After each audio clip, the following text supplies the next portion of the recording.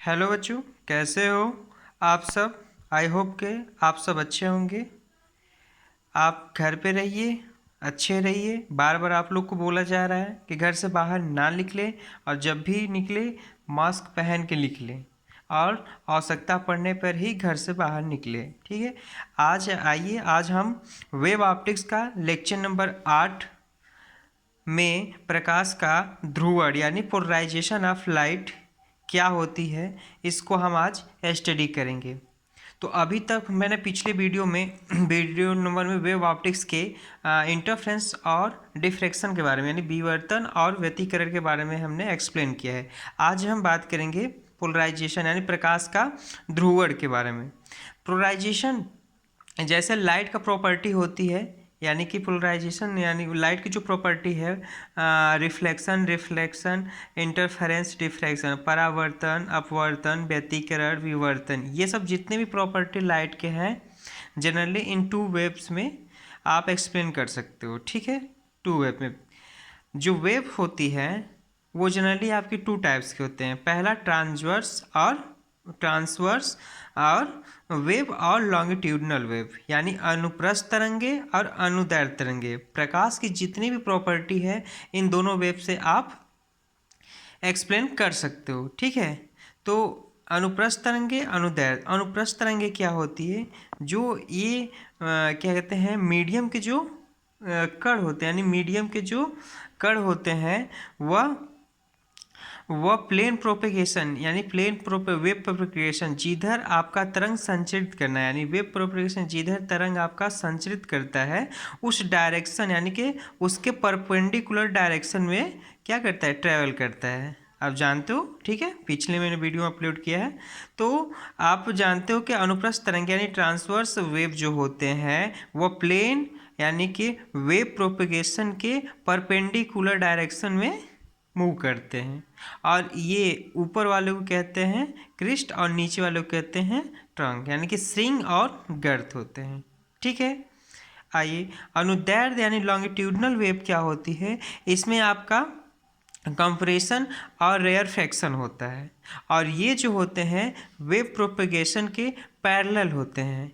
इसमें जो आपके मीडियम के जो कण होते हैं वेव प्रोपेगेशन के पैरेलल कंपन करते हैं यानी चलते हैं, ट्रैवल करते हैं, जिसमें आपका कंप्रेशन और रेयरफैक्शन आप एराइज होता है यानी कि संपीडनल यानी संपीडन और विरलन आपका एराइज होता है। यानी जनरली ये वेव्स जो होती हैं टू टाइप्स के होते हैं, ट्रांसवर्स और लॉन्गिट्यूडनल। इन दोनों वेव की सहायता से हम लाइट की प्रॉपर्टी को एक्सप्लेन कर सकते हैं। लाइट की प्रॉपर्टी जैसे रिफ्रैक्शन, रिफ्लेक्शन, इंटरफेरेंस, डिफ्रैक्शन, ये चारों जो प्रॉपर्टी है आप लॉन्गिट्यूडनल चाहे आप ट्रांसवर्स वेव की सहायता से एक्सप्लेन कर सकते हो।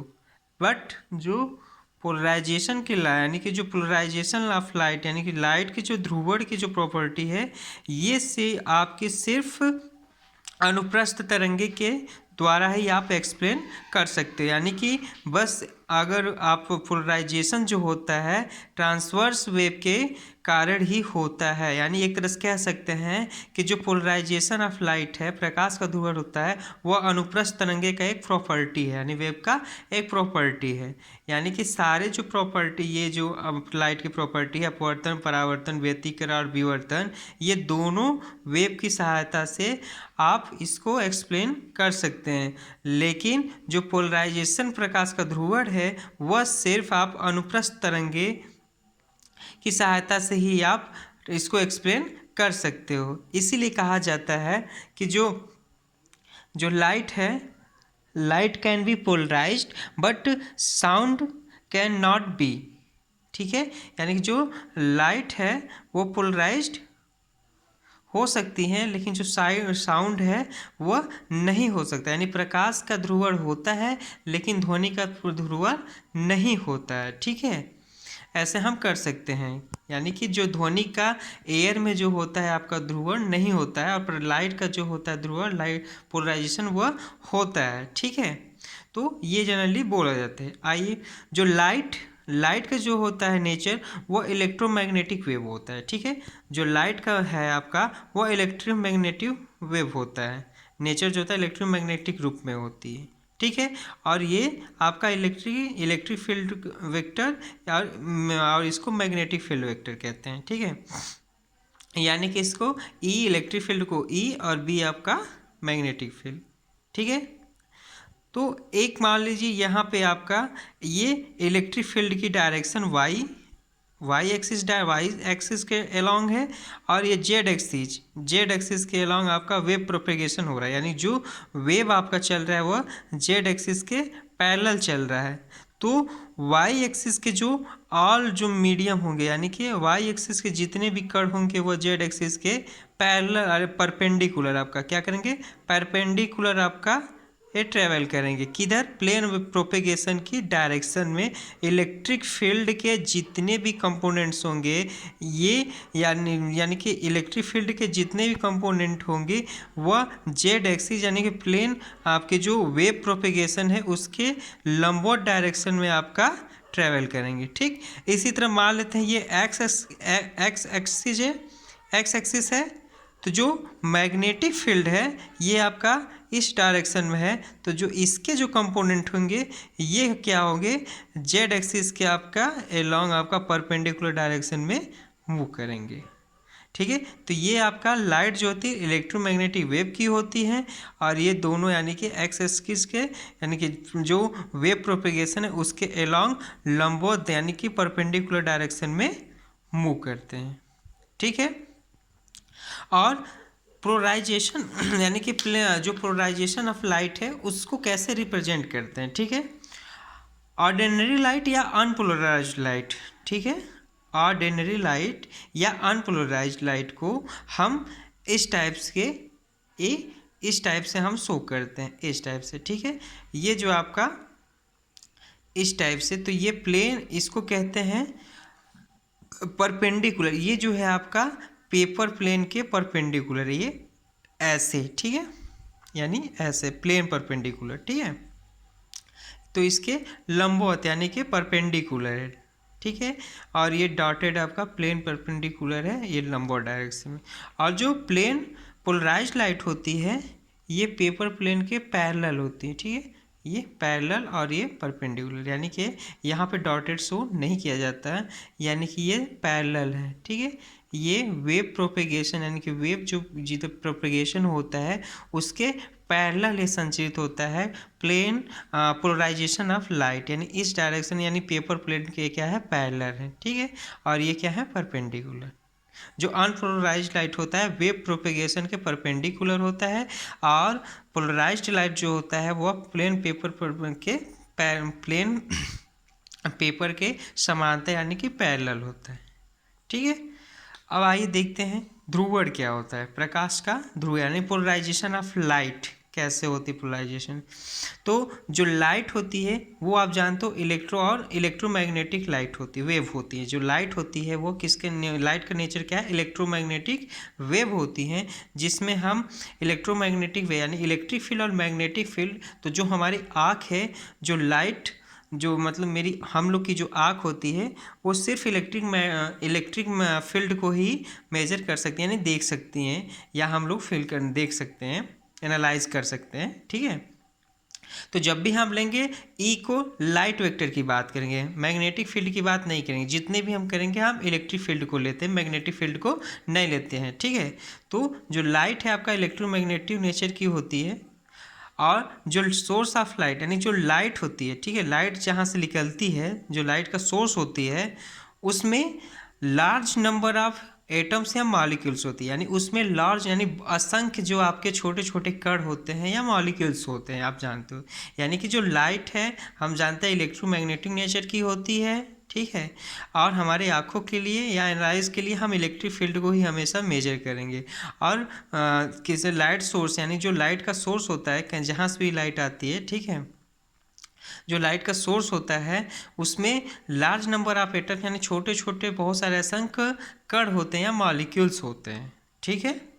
तो जो सोर्स ऑफ लाइट है यानी जो सन से आती है यानी कि सूर्य से जो निकलने वाली अनपोलराइज्ड लाइट होती है, ठीक है।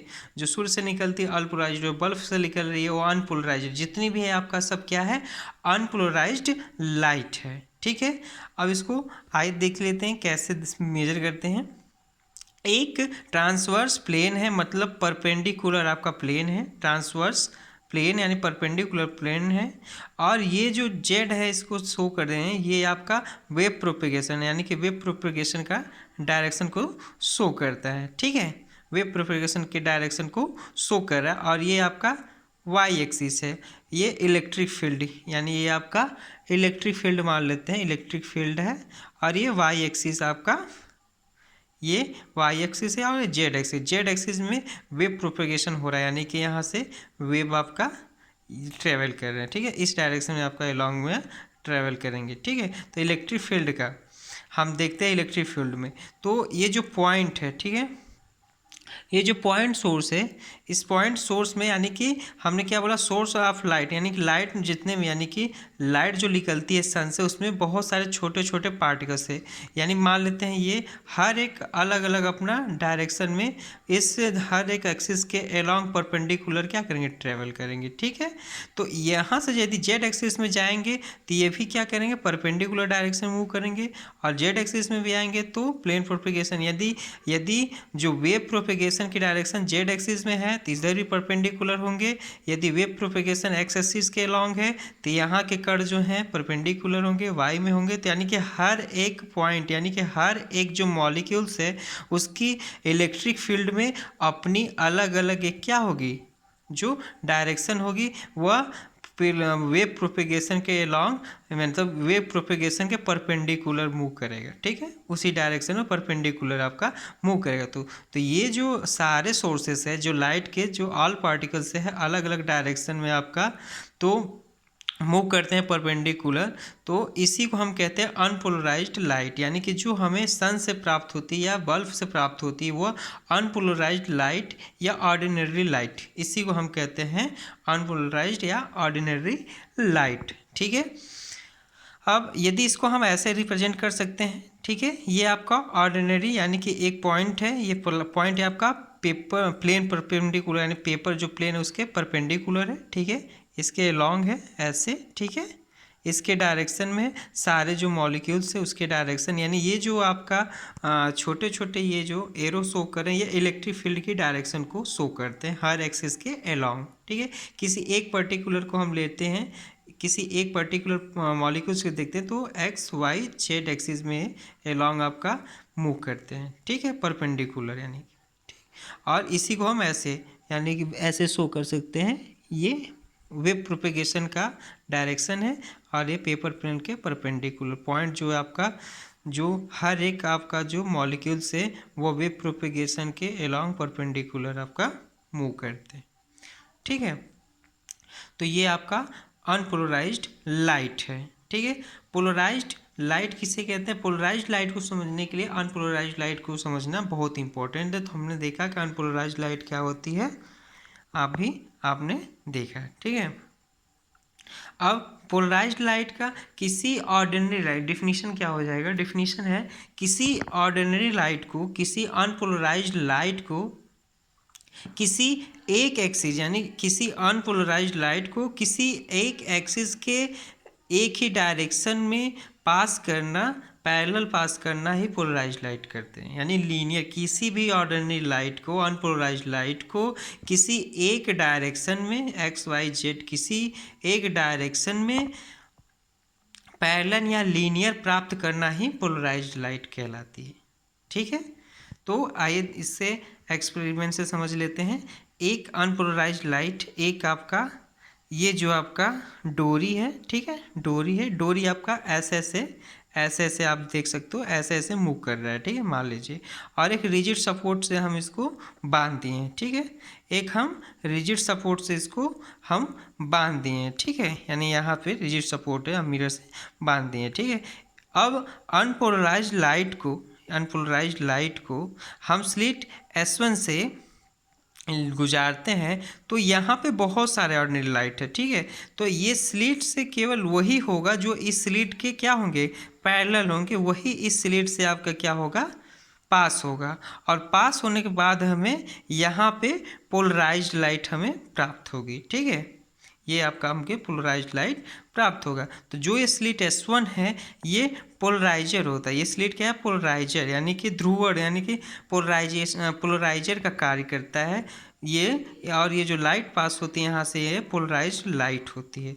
यानी कि अनपोलराइज्ड लाइट स्लिट S1 से पड़ती है, यानी गुजरती है, तो हमें क्या मिलती है? Polarised light. और ये जो स्लिट है वो पोलराइजर का कार्य करता है, ठीक है। और यहाँ पे दूसरा इसी के पैरेलल, ठीक है, इसी के पैरेलल आगे हम मेयलेस लॉ पढ़ेंगे, ठीक है। मेयलेस लॉ पढ़ते हैं तो उसके लिए हम बता देते हैं। तो इसी के पैरेलल दूसरा स्लिट हम रखते हैं, ठीक है।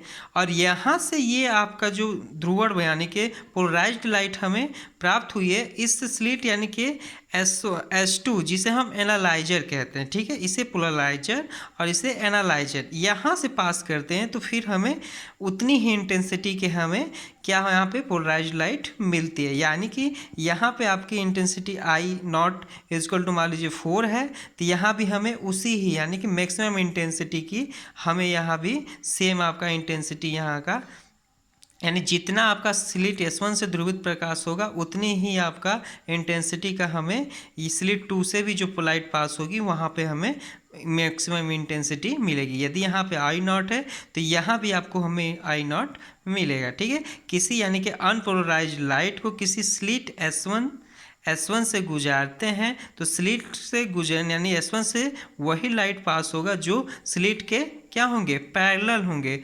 और जो पैरेलल लाइट यानी स्लिट से गुजारने के बाद जो लाइट हमें प्राप्त होगी वह पोलराइज्ड लाइट होगी, यानी कि प्लेन पोलराइज्ड कह सकते हैं। प्लेन पोलराइज्ड लाइट यानी ये पेपर प्लेन है ना, तो प्लेन पोलराइज्ड लाइट होगी, ठीक है।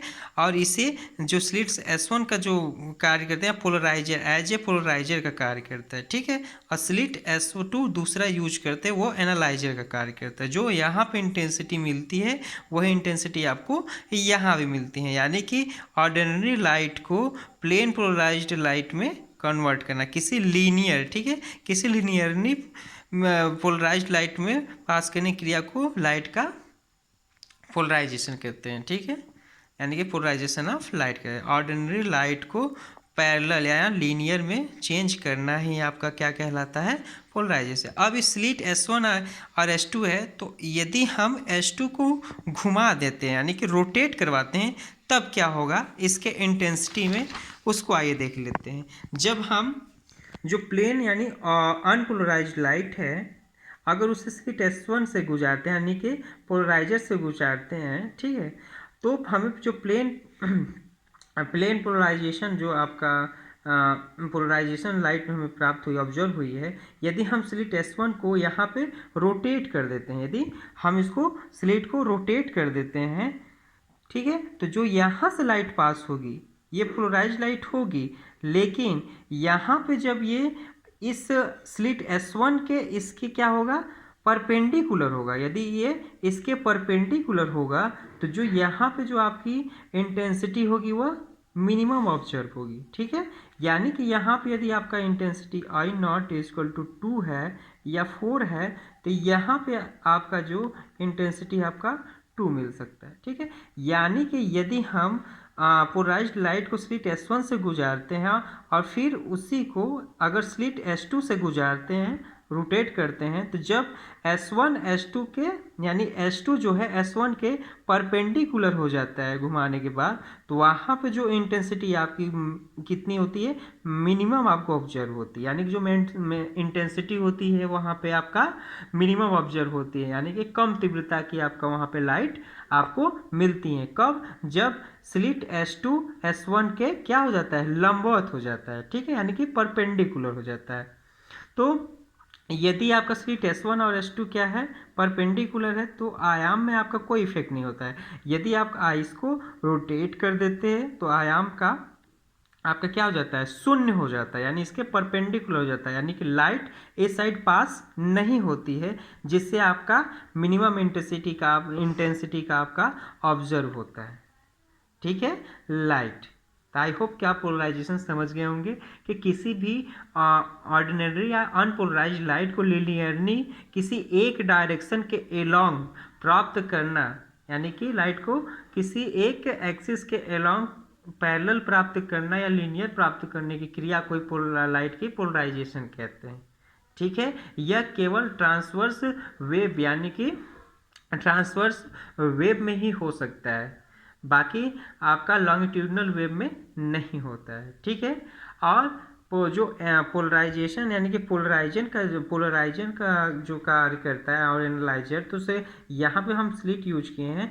तो मैं बहुत सारे आपका पोलराइजर जैसा काम बिहेवियर करते हैं। जनरली आप जान सकते हो टूरमेलिन क्रिस्टल पहला पोलराइजर का काम करता है, टूरमेलिन क्रिस्टल। दूसरा निकोल फ्रिज और तीसरा पोलराइड। ये तीन ऐसे हैं जो पोलराइजेशन को हम इसको अनपोलराइज्ड लाइट की सहायता से पोलराइज्ड लाइट को हम प्राप्त कर सकते हैं इन पे इंसिडेंट करके, यानी इस पे इसकी सहायता से हम पोलराइजेशन लाइट को प्राप्त कर सकते हैं। तो हम नेक्स्ट वीडियो में टूरमेलिन का एक्सपेरिमेंट दिखाएंगे और पोलराइजेशन के बारे में आपको बताएंगे। आई होप कि ये वीडियो आपको अच्छा लगा हो, तो प्लीज़ सब्सक्राइब कीजिए और लाइक कीजिए।